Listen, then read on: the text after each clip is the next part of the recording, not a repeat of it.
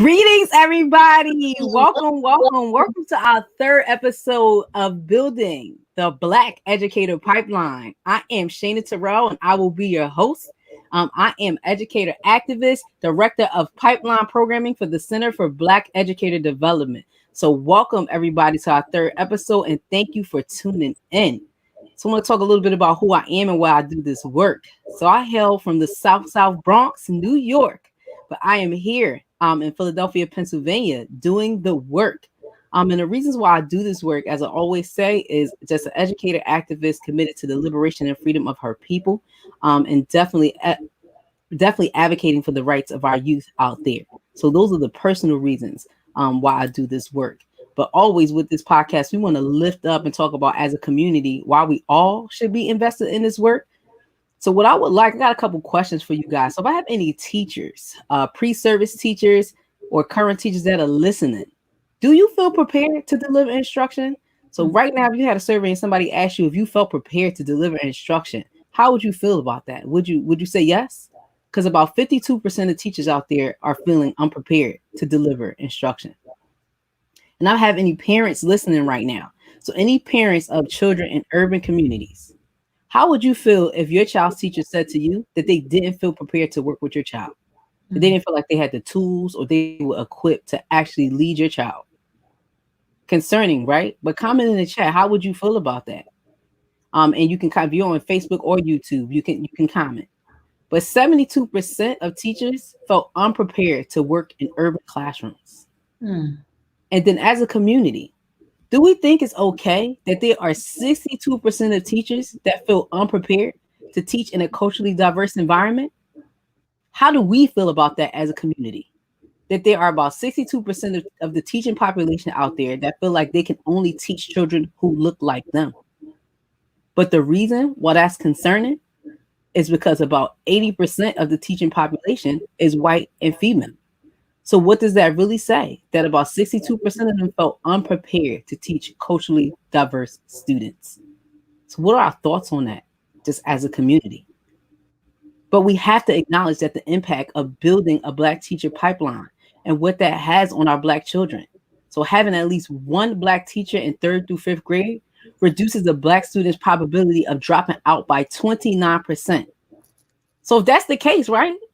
Why aren't schools investing in building a Black educator pipeline? And not just schools. Why aren't policies crafted to help people invest in the Black educator and the Black teacher pipeline? And we also know that our Black boys, what they're up against right now, what they're facing right now. So if having one Black teacher means for them that their chance of dropping out reduces by 39%, why aren't we racing to support them? Why aren't we racing to help give them the tools that they need to be able to succeed? And one of that is providing them with a Black teacher. And how can we say that we want Black children to go to college and persist through college, but yet not acknowledge that when a Black student has 2 Black elementary school teachers, that they are 32% more likely to enroll in college? How can we say, or how can some of these institutions say that they're college preparatory institutions serving Black children, but lack the main resource to get them there? And that's a Black teacher. So knowing all of these obstacles that we're up against, but yet we still have Black and brown children right now in the United States that will go from pre-K through 12th grade without a single Black teacher. So without even having one Black teacher. So I know these numbers and statistics every week are concerning, but this platform is going to be used to elevate our voices and lift our voices up to really talk about these issues and build as a community to find resources and solutions to how to solve this problem that we're having with building the Black teacher pipeline.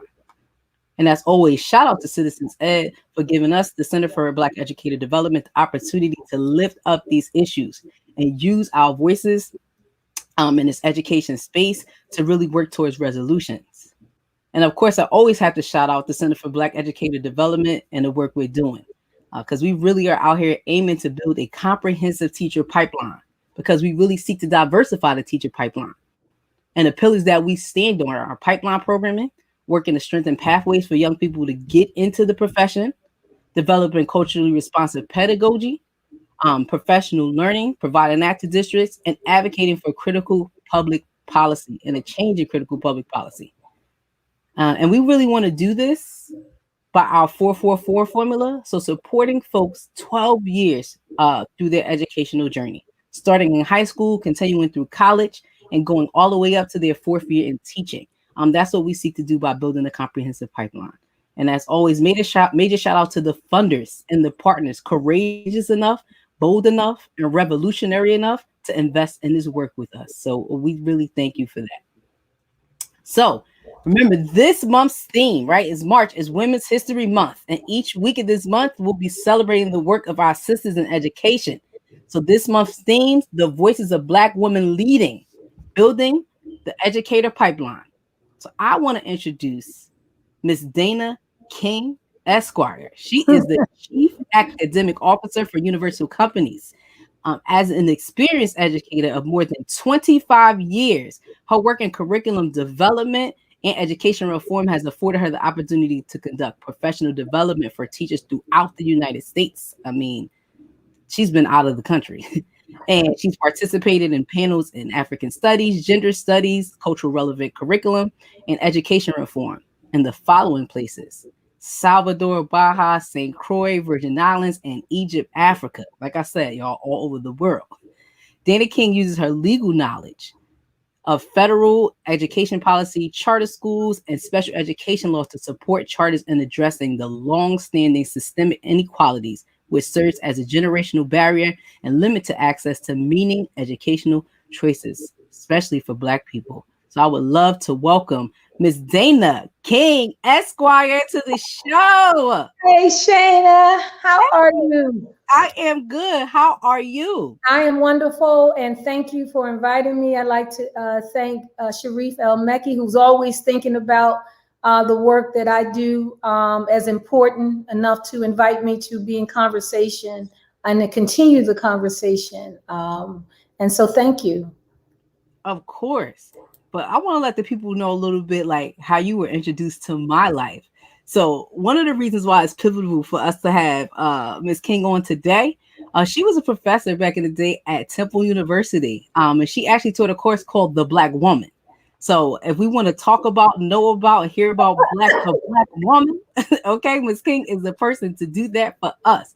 And she was also a longtime supporter of the Philadelphia Freedom Schools movement and was very pivotal in helping us build a lot of pillars for that. So, of course, I love Miss King. She's been very formative in a lot of Black youth's lives in Philadelphia.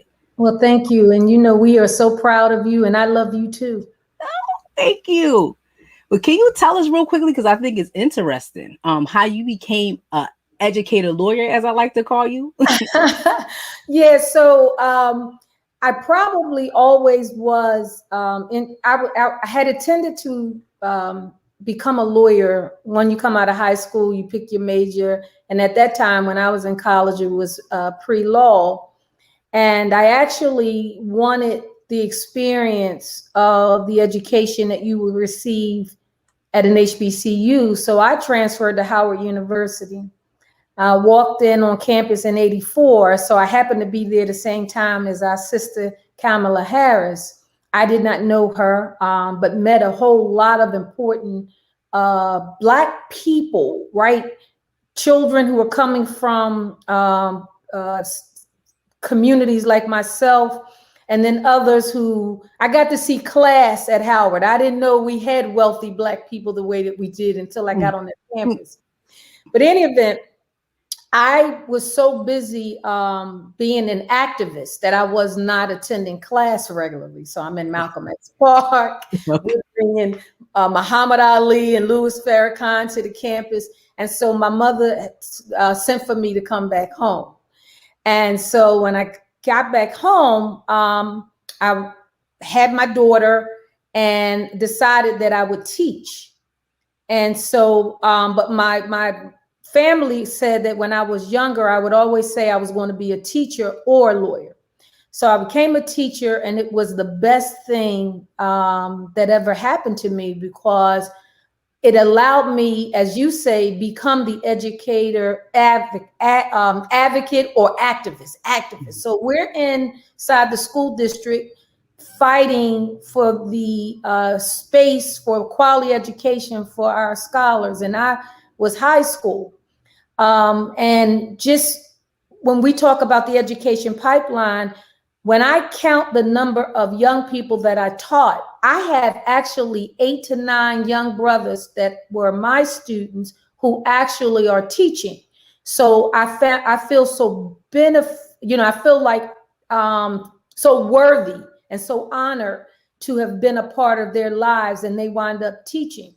So in any event, after some years of teaching, I am asked by the community to apply for a position at the school district because the district, after this 1967 student march, created departments for cultural studies. And they had a department that was run by Dr. Carolyn Holmes called African and African American Studies. She retired. The community encouraged me to apply for the position. And this is why it's so important, no matter where we find ourselves in the system, that we maintain connection to the community, because it was my relationship with the Association for the Study of Classical African Civilizations, my relationship with the SALA, that actually propelled me to take the position. I was able to get the position and then create a team of people. Our scholars were led by Dr. Greg Carr, and for a minute, Dr. Malefi Asate was a part of the conversation. And then we put together a group of educators and community members to work on the education side of developing the nation's first mandatory course in African American history. So yeah, once we were able to do that work over a 4 or 5 year period, and train teachers across the country and have conversations in other parts of in African spaces in the Western Hemisphere, and of course in Egypt, we come back, and ironically enough, Dr. Ackerman, who I respect and God rest her soul, dismantled that cultural office. So didn't dismantle the course per se, but it did dismantle our ability to be able to train teachers. You opened up the conversation with how many teachers are prepared, but a part of that work allowed us to prepare those teachers. And I went back into the classroom, and that's one of the things about being an educator, activist, is that you're never afraid to go back into the classroom and teach, no matter what else you're doing. Well, you're never afraid to be connected to children, right? Never afraid, never afraid to be back with children, never afraid to be connected to children. That's right. That's right. One of the things I want to highlight and lift up, though, when you began doing this work in the Office of Cultural Studies, and you guys began to kind of build this curriculum, I think what is important for people to hear is, what kind of environment were you in? Like, who was your leader? Who were your colleagues? Right? Like, right. Why was that important? That was important because I was made by the Africana community. So when I went into the district, everybody knew that I was always going to be fighting for our families, our children. To be a history teacher gives me permission to be able to challenge that curriculum.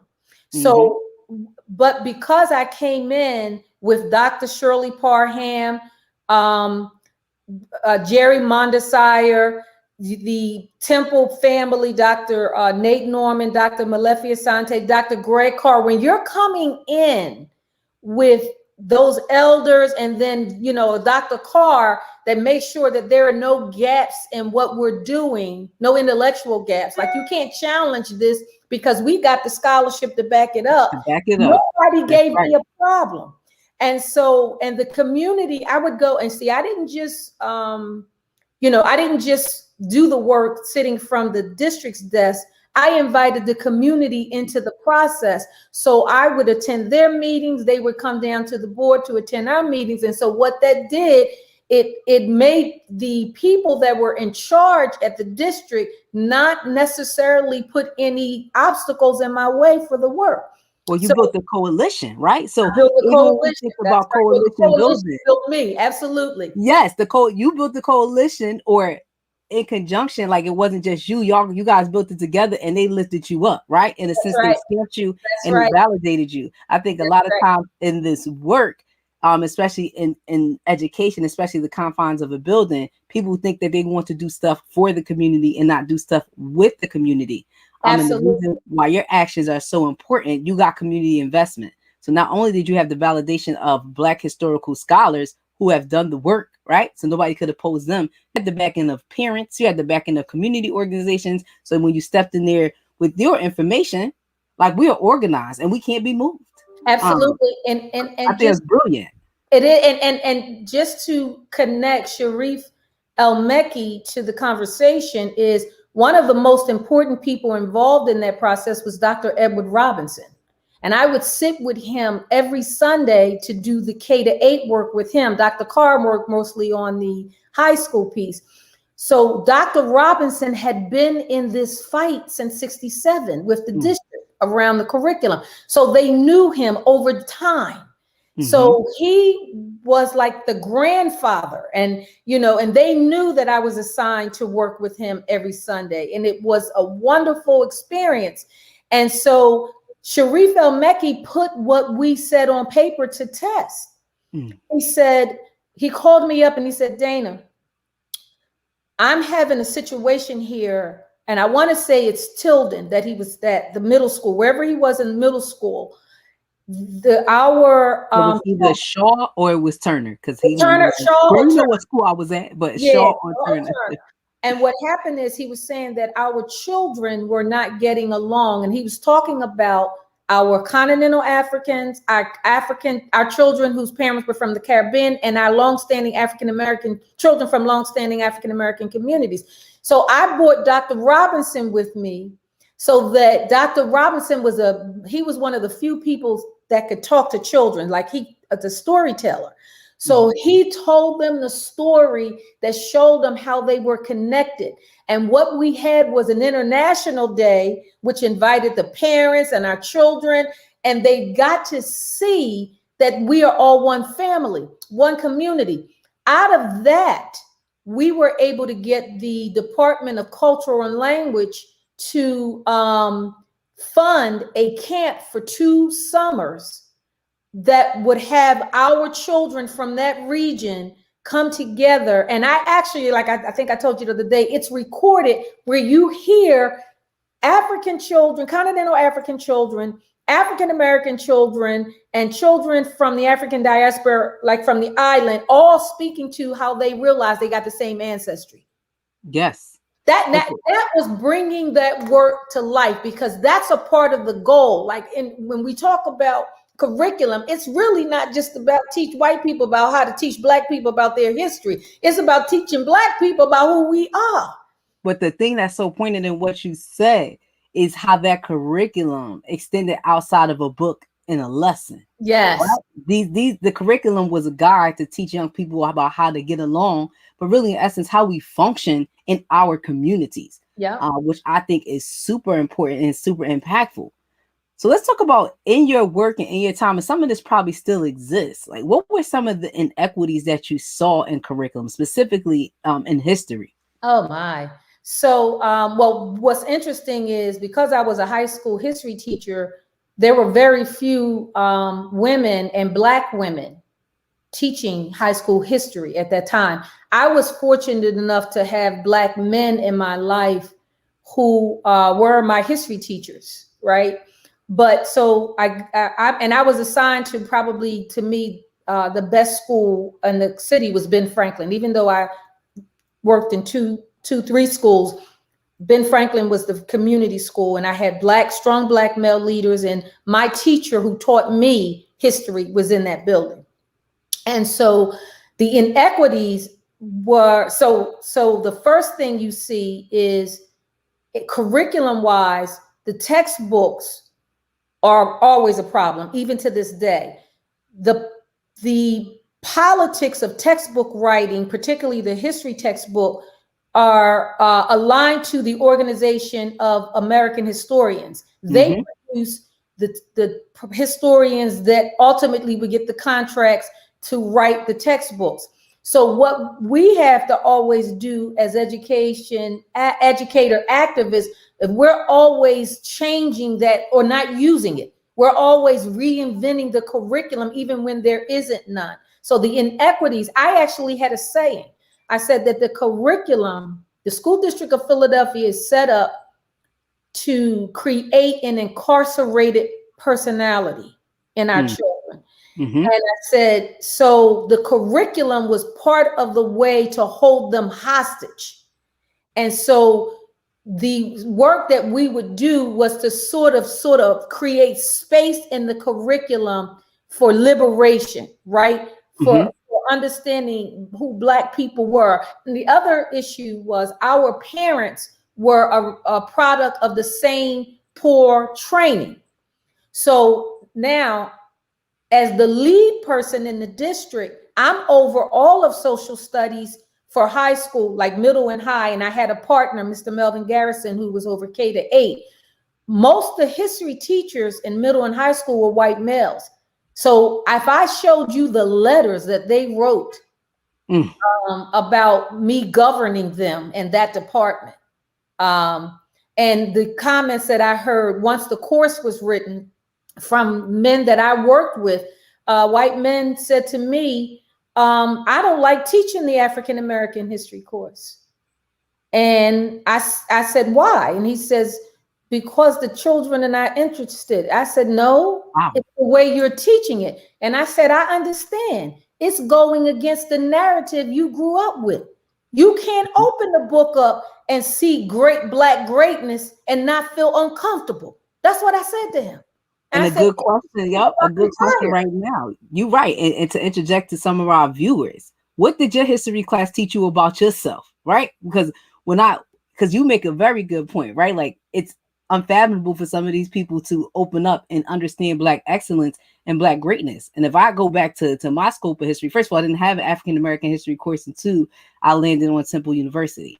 And when I think of my history trajectory, like I was taught that I was a slave, right? Like that's where my history starts. And then I guess where we were supposed to triumph and prevail is when I was taught about civil rights. But I actually remember a teacher saying to me, this is one part of history that I hate just teaching about, because her own guilt wouldn't allow her, right, to really speak the framework of what that was. Yes, Black people were treated poorly back then, but it's a story you need to tell, especially when you're teaching in predominantly Black children.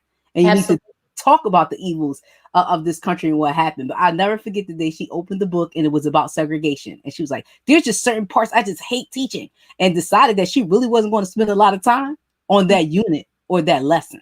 And let me tell you, this is we got pushback. So what's interesting is I'm not saying that problem has been resolved, because the first question I asked of the community when we were working on the curriculum, I said, are you all ready to deliver this to mostly white teachers? And I'm realizing that even though they have the content in their hand, if they don't have the proper heart and spirit and the proper training, they are bastardizing the curriculum. So going back to the whole purpose of this conversation, why we must build in a Black educator pipeline is not just because our children should see that we do represent Black excellence. That's what teachers do. Black teachers represent Black excellence. But also that we need to dismantle any of the falsehoods about who we are as a people. And so when we talk about Black women, and I always, I don't, it would be disingenuous if we don't start with our mothers before they came across the waters. And I thought about this question after you and I spoke on Tuesday of what was their understanding of education. And I summed it up. First of all, for African people, before our encounter with the trans-Sahara trade and the transatlantic trade and human trafficking, our mothers, our women were seen as the cultivators of culture and the transmitters of knowledge. That was a part of who we were and are. Why is that important?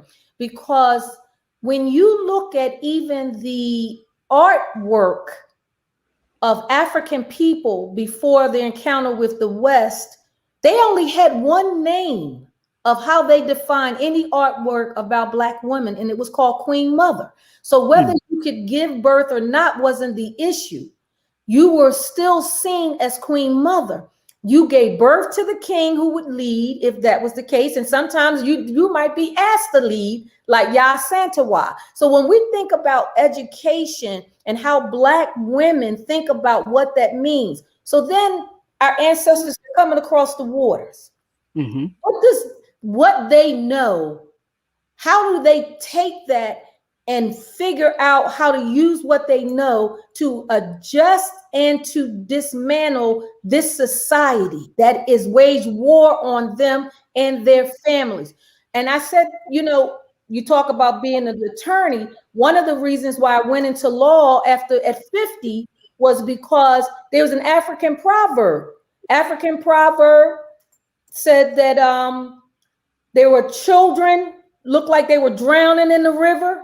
And an elder and a young man was trying to save the children, and the elder stops and he starts walking where he thinks the children are being thrown in the river, and the young person says, "Where are you going?" He says, "You continue to save as many children as you can. I want to see who thrown them in the water." I've already raised the generation of teachers, so now I'm looking at policy. So that was the impetus behind me going to law school. The inspiration came from one of my students when they asked me, "Miss King, what did you want to be when you grow up?" And I said, my family say I wanted to be a teacher or a lawyer, and they said, "Why can't you be both?" So that's how I ride today. But just to say to you, the first thing I look at now is the laws that were imposed in this society from the beginning. And the very first case, when we look at Black women and their translation of what education means in this society then and now, is the case of Elizabeth Key.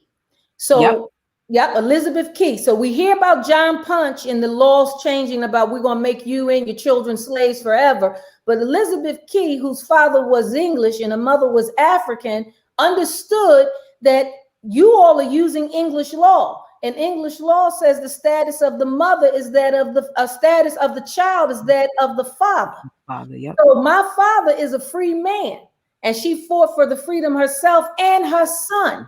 And what did they do? They changed the law and said the status of the child is that of the mother. And so since Margaret Wilkinson says that from that moment on, Black women would be they would be the group that would resist enslavement the most, because her body would now be used as a legal instrument to perpetuate the slavocracy in this country.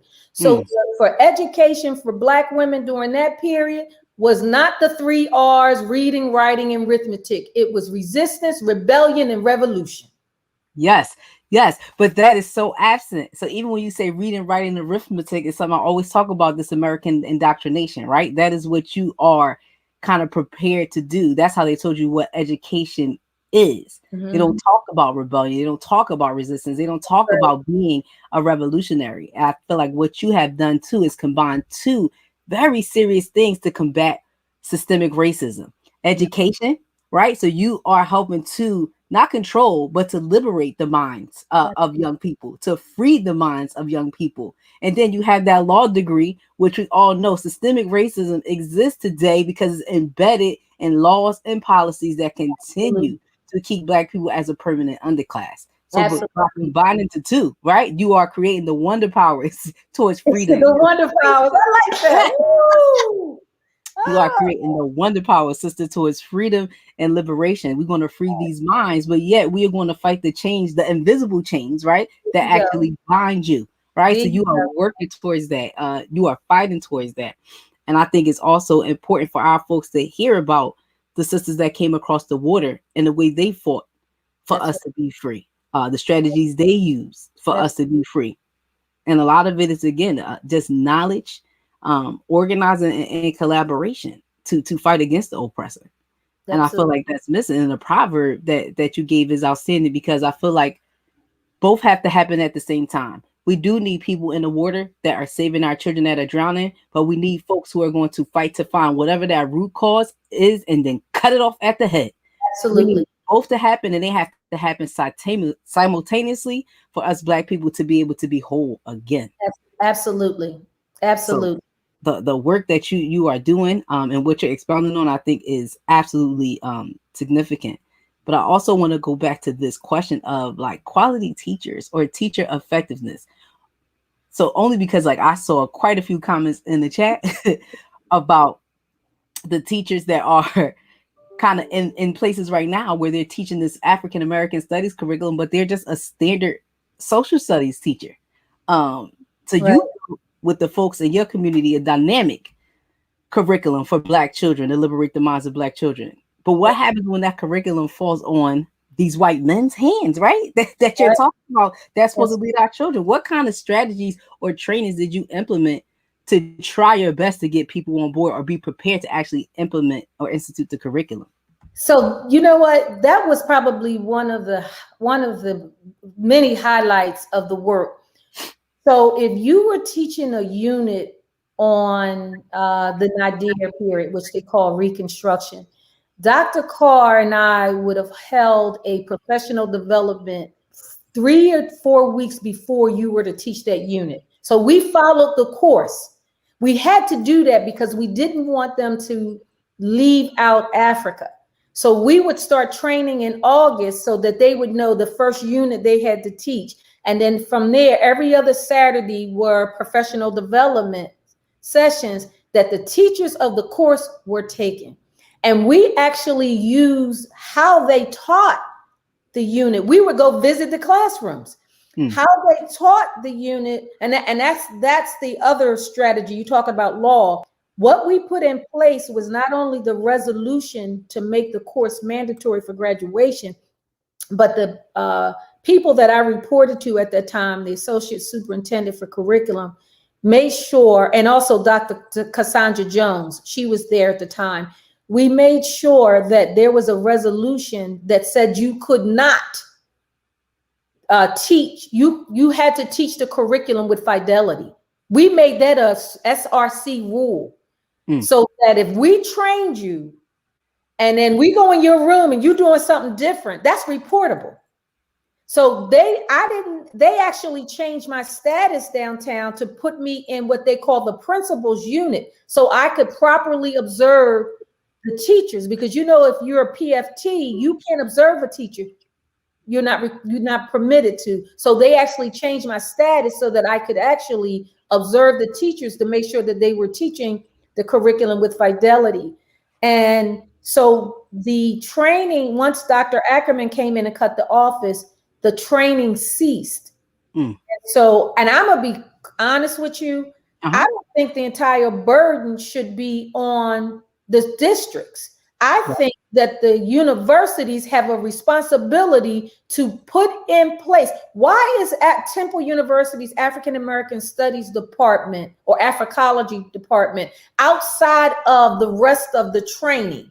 So like, you have to be a major or minor or want to take an elective to even get the information that you should get in the history department. Well, I think because of two things, right? Like, it's Africology or it's African American Studies or African history, it is seen as an elective. What is not seen as, and this has to do with American indoctrination, is a part of history. It is not seen as a part of American history, because anybody who is majoring in history should also be taking African American Studies courses mandatory. I mean, we can get all existential about how it all needs to be fused together in an appropriate timeline to tell the facts and the truth about what really happened to America and how African descendants' journey to this continent actually came about. But we know we have a history department, we have African American Studies department. If you're majoring in history, there's no reason why African American history isn't mandatory for you. And when we really want to talk about universities, if you are having people major in content because they're eventually going to go in education, there's absolutely no reason why not just Temple, but other universities, why the history, with African Americans or Africology department and the education department are not working together to make sure that their teachers are quality teachers coming out with experts in the content-based knowledge. There also isn't any reason why we can produce history teachers, if we're going to have content and courses that are labeled African American history, why aren't we talking about teachers becoming experts in the content of African American history as well? Absolutely. And in fact, while Dr. Nate Norman was the chair, we had a meeting when Dr. James Davis was the dean of the School of Education, or chair of one of the departments. We actually had a meeting about the Temple certification program and that we should require them to take courses in Africana studies. And I actually, because the question, you introduced this session about the percentage, 62 to 72% of these teachers not feeling comfortable teaching children of color. Well, Yes. the university, how did they graduate? I'm confused. Why is now that burden? Yeah, that should be a part of your training. And we should be, and you need to have, we need our own social scientists involved in these conversations. I get so tired of seeing these polls that some organization has done, but has not. See, that's why the poll you mentioned was done by this organization, not by some outside organization. We will not be taking credit for that. We did not do the poll, but we are. Okay, we got to do that. We have to do our own polls. We have to have people respond to us, and they need to know that we're checking. But I got to tell you, one university did attempt to do exactly what you just said, Shayna, and that was Rutgers. Rutgers School of Education included a certificate in Africana Studies. Okay. So that it didn't matter what you were going to major in, it didn't matter what you were going to teach. You could get a certificate in Africana Studies as a part of your education training. But the other way too, when we talk about Africana studies or African American studies, people don't see African American studies or learning the true history of a child as a way of connecting and being able to lead and teach that child. They don't see them as one and the same. But again, how can you if your history and your education never permitted you to see that? But when we get into the disparities in teacher ed and teacher prep programs, that's probably even the reason why you had to go around the country and do the training that you had to do. That's why the numbers that I mentioned at the top of this show are the way they are. Because what is the responsibility, or where is the accountability for these universities that are producing these teachers? But yet again, even that is another major barrier to building the educator pipeline, but is also another major barrier to impact the growth of our Black children. So I agree with you 100% when you say it's not completely on the district. It isn't. And I believe in many of the cities, and we're seeking to try to merge this and help this happen through the center in different cities. Districts, is no reason why districts and universities aren't working in conjunction. Absolutely. If you are producing the teachers that are coming out to teach the children, how aren't you effectively communicating with the district about the children they serve and what are the needs of the community, besides just sending them to teach for a half a semester doing student teaching? Absolutely. Right? How's that possible? Absolutely. And you asked the question, first of all, you pose a very important issue that has been, Jawanza Kunjufu warned us about this 50 years ago, about the status of our Black male children in these systems. And it brought to light, something happened when you asked me about some of the challenges we had. And I would, when you talk, and I want to include this woman because she's one of the people that were our soldiers, because you needed soldiers to deliver this curriculum. And her name is Jackie Wiggins. And when I say Mama Jackie Wiggins is 70 and she's still an education activist, she's retired from the classroom, but she was the leader of the Stadium Stompers to prevent Temple from dismantling North Philadelphia even further. But she taught the course for us at I can't think of the name of the school. I can see it on Master Street. But in any event, she they had separated the males. At one point they had all males in the school. They had divided the school. I think Vaux was going to be male and the other school was going to be all female. But in any event, she taught ninth grade males. And she was the only teacher that I permitted to allowed to teach the course in ninth grade because I could trust her. We didn't want the course taught in ninth grade because we didn't think our children would be mature enough to be able to handle the content. So we had it for 10th and 11th grade. She was the only teacher in the district at that time that we allowed to teach in ninth grade because we knew that she would handle that course and our children would come out like scholars. When you walked in her classroom, the children, she had been teaching them how to speak Swahili. I mean, it was phenomenal. Here's what made her retire. The school district was considering giving a contract to K-12, a company whose CEO, his name was Bennett, made the comment that you could decrease crime if Black women aborted their children. Oh. And he was talking about Black male children. So what happened was when this came out, she got our young men in that class to write letters to the SRC, and that was not only a way of advocating on their own behalf, but advocating on the Black family. I mean, these are ninth grade boys writing letters. You know what they told her? They said, Mama Wiggins, these letters, they're not going to get these letters. We're just doing this for nothing. They're not going to accept our letters. Now, that brought tears to my eyes that our children believe that whenever they're advocating on behalf of themselves, that they're not going to be heard. They didn't have a voice. Yep, that they weren't empowered and nobody would listen to them. Well, that's right. And the principal and the regional superintendent, and I told her, I said, you can always ask for forgiveness later. She should not have let them know that she was sending them. Okay. He let them know out of professional courtesy that they should be proud, because one of the men was a Black man and she wanted him to know, look, our sons, look what they're doing. The course is inspiring them to advocate on behalf of their own interests.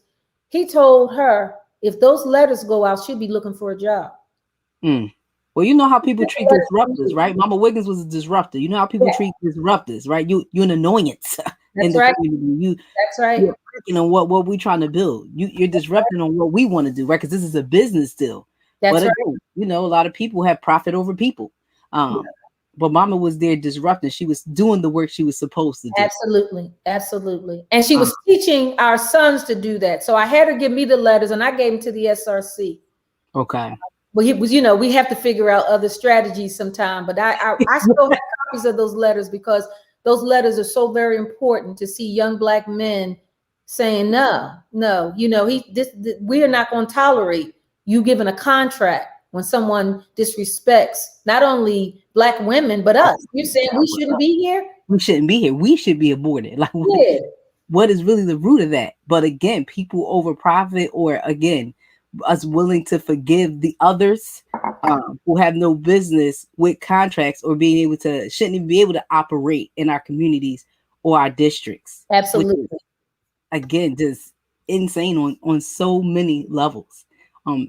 Real quick, what I do want to talk about, because one of the things you're hinting on is the importance of people in specific positions. And the position you have right now, you are a chief academic officer at a charter management organization. And I need you to like really talk to the people about the importance of your position, because your position, chief academic officer, is dominated really by white men and white women. It's very rarely you find, right, if we take a poll, Black women in the position of chief academic officer, controlling the curriculum and really the inputs and outputs that our children produce and what they receive. So can you talk to us a little bit about your role? Yes. Well, first of all, I am blessed and honored to have that position because I'm working in a company founded by Black people. So that's the first reason. The second reason is I was called to take that position appointed to that position by one of the few Black women CEOs. And maybe, and I hadn't looked at it like this, but Dr. Penny Nixon, who was the chief academic officer of the district, may be the only superintendent CEO of an education management organization. But she's a powerhouse. So she appointed me to this position because she believed in the work that I did at the district. She was a part of that movement with us. And she also wanted to see and honor the vision and mission of Mr. and Mrs. Gamble and the other founders of the Universal Companies. So my role is to oversee all of the academics. And so we have 7 schools in our network. 6 of them are Renaissance schools, we're school districts schools. And then we were asked to manage those schools. And we have only really one charter. What is important is we don't have to negotiate in that space for, some people like to use the term culturally relevant curriculum. It's Africana studies. And we also have a population in one of our schools of Latino children. So we're bringing in Latino studies. So we don't, it's not something that I have to think about fighting for every day. It's, okay, how are you all using this? What's missing here? What do we have to do here? Because we are a system of 7 schools, each principal has the right to select the core materials. But one of the strategies that we use when they select those materials is, the first thing is to look at how culturally relevant. Now, and this lends to, Shayna, something that we're going to have to think about when we talk about the education, Black educators pipeline. It's also about, we have not produced a company that will create the materials we want to see. So the negotiation on my part is always with these publishing companies, because they have not met the standard that we would want to see in curriculum as it relates to the history, culture, and the presence of Black life. Mm-hmm. So my role is probably easier for any other Black woman that holds a position such as this, because I'm not in a suburban district. I'm not in a school district where I'm negotiating with 75% of the staff is white. I am in a Black founded company that brought me there initially. You know what my initial title was? My initial title was Vice President over Humanities and African American Studies. I was brought there to do that work. Mm-hmm. And so when Dr. Nixon said, Dana, I actually want to make sure that we are culturally relevant, culturally responsive, Black studies throughout everything. And it's going to take us a couple years to get there, but I want you over all of the academics. And since this is Women's History Month, when I think about the powerful Black women that have sort of created a path to my career. Yep, that was my next segue. So get right into it. Okay, so Ruth right here. We grew when you came into the school district of Philadelphia in the 90s, you were given a book, and it's called Tell Them We Are Rising. Mm-hmm. Given a book. And we read about Ruth right here. Her ending of her life was as I was coming into the district.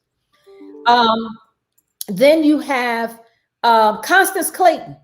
I was a student during the time Constance Clayton was superintendent. When I became a teacher, the people that Constance Clayton trained, both men and women, were my mentors. Mm-hmm. We talk about the Black educator pipeline. I worked at a school where more than 50% of the teachers were Black. And guess what? My principal was called downtown because he had too many Black teachers. Mm. That's the school district's policy. Really not supposed to have more than 25%. So I was mentored. Then I got to train under Dr. Shirley Parham. And then Dr. Ackerman, even though she came in as an outsider, and I didn't agree with everything she did, the one thing that I would say Dr. Ackerman was sure about that needed to change, that she didn't get a chance to finish. And that was, She wanted to make sure that the district opened up their contract practices so that Black vendors could get in. And she got punished for that. And like I said, I don't agree with everything she did, but I knew where her heart was.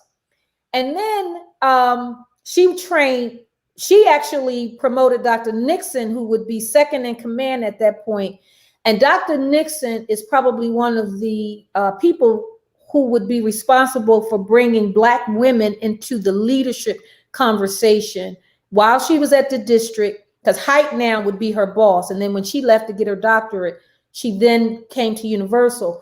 And the reason why I'm chief academic officer, because I would not have been chief academic officer at the school district of Philadelphia. I would have to fight to even probably get to a superintendent's position. So she did what Ackerman did for her, and then she promotes and trains Black women into leadership. So when I say I'm fortunate and I don't have to negotiate I don't have to negotiate for our children, and our principals at Universal all get it. They all get it. They all get it. We don't have to fight for them about, you got to make sure that you got Black this and we got to protect. No, Universal is a community-based model, EMO. So our families are involved in the decision making. And I got to put this out there, we're fighting for 2 of our schools. And I think it's very important for people that are listening to understand something about the Renaissance management structure. When an education management organization comes in to take over schools, the district hands them over the schools and say, you manage them. These schools are the lowest performing schools in the district system. That's why they're turning them over to some other company, Mastery, KIPP, and Universal. The schools that Universal took, Daroff, Bluford, I'm just going to talk about those 2, they were consistently, generationally lowest performing schools, like Roosevelt and Still. When Universal took, they've had Daroff and Bluford for 10 years. Right now, Bluford, if you were comparing them to all of the district schools with the same grade, same issues in the community, they're actually sitting in a community we consider PEF, PEF just did a research. Most of the violence and all of that is coming out of that area, right? Poverty, violence, it's all related. Bluford and Daroff are 2 of the highest performing schools in the city when you're comparing them to not the district's magnet system, or the charter schools that is across the city, but neighborhood schools. When you're comparing them to the Philadelphia district schools, Roosevelt is still, I went to Roosevelt for a few months as a child. I grew up in Germantown. Roosevelt is still at the bottom of the list. Why? If you ask I'm 56. If you ask people that went to Roosevelt before me, right? Roosevelt is still, the district has not been able to govern these schools. So when people read in the newspaper, they want to take these schools from Universal or Mastery or KIPP, Universal has done such a much better job. We don't have any violence in our schools. And you know what's interesting, when the charter school rates the charters, they don't rate them for safety. That's not included.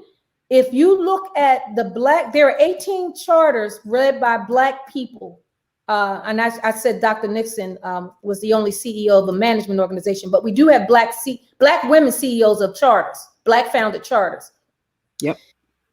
If you ask those parents, what was the number one reason why they sent their children there? We're not going to talk about the education that they get afterwards. It's safety. But when they rate the charters, they don't rate them by safety. So that's not it. They're not concerned about, they don't share the concerns that Black families share.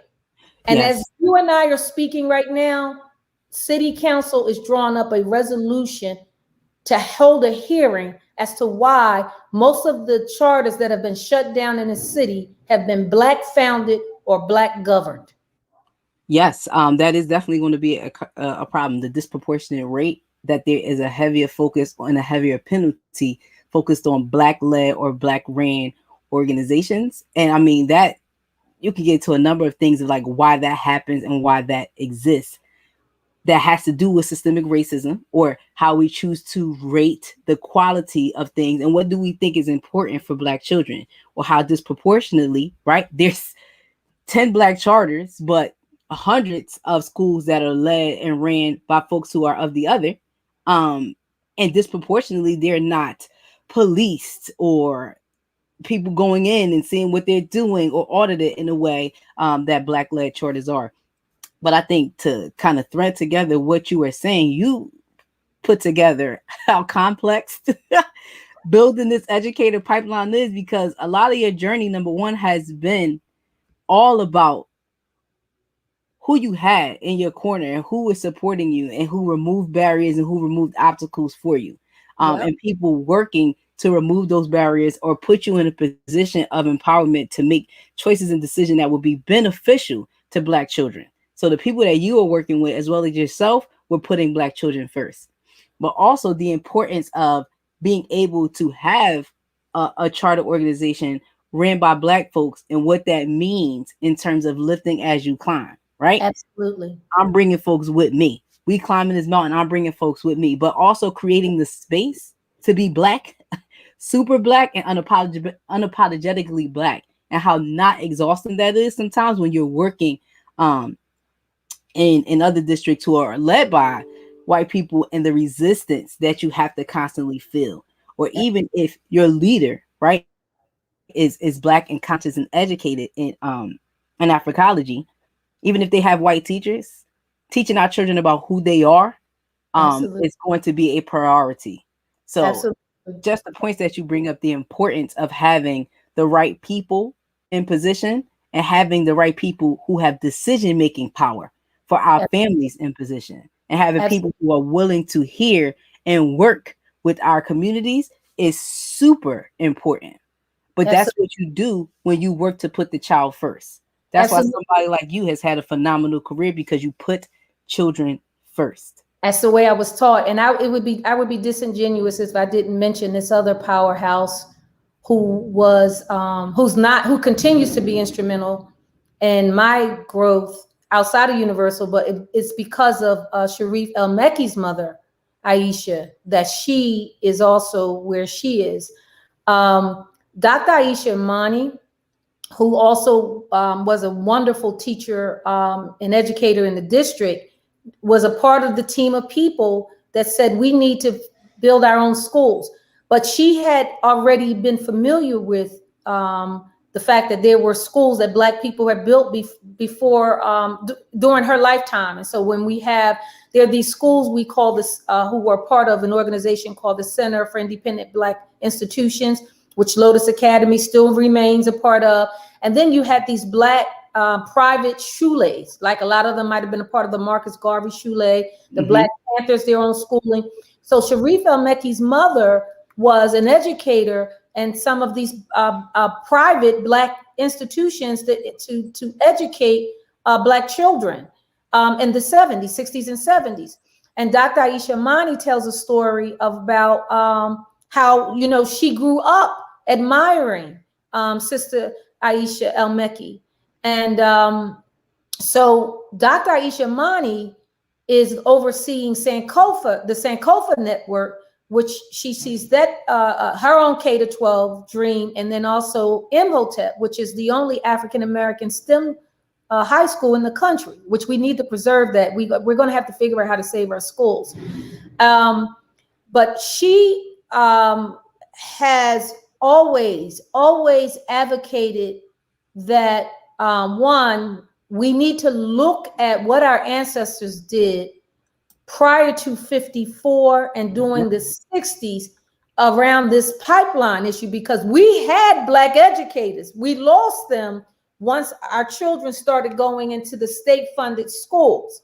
Yep, Dr. Carr and I touched on that briefly. in our first episode, like where was the breach in the pipeline, and I'm sure I have some future conversations that come to really expound on that. Yep. But we are reaching time. I want Okay. to thank you so much for coming on You. today and the knowledge that you spread. Like it was dope having you on Oh, the show. thank Like I looked up, like, dang, we had time. Okay, like such a powerful conversation, and we want to say we thank you, we love you. You are a role model and example to young Black women out there on how to be a teacher, but still teaching is like not the ceiling, how to go beyond and reach beyond. So we thank you for your knowledge. I'm pretty thank sure we can you. call you Thank back you. for a future show. Thank you so much. Thank you. Appreciate you. And I also want to remind our viewers out there, Freedom Friday is tomorrow at 10 with Sharif Al-Mekki and, of course, the CEO of Citizens Ed, Chris. So tune in tomorrow at 10 a.m. If you like this video, please share, please comment, please pass it on. Also, Facebook is not the only platform. You can also view us on YouTube. So if you're viewing us on YouTube, please subscribe to Citizens Ed so you can continue to see episodes of Building the Black Educator Pipeline. Thank everybody for tuning in today. I'll see you next week at 12.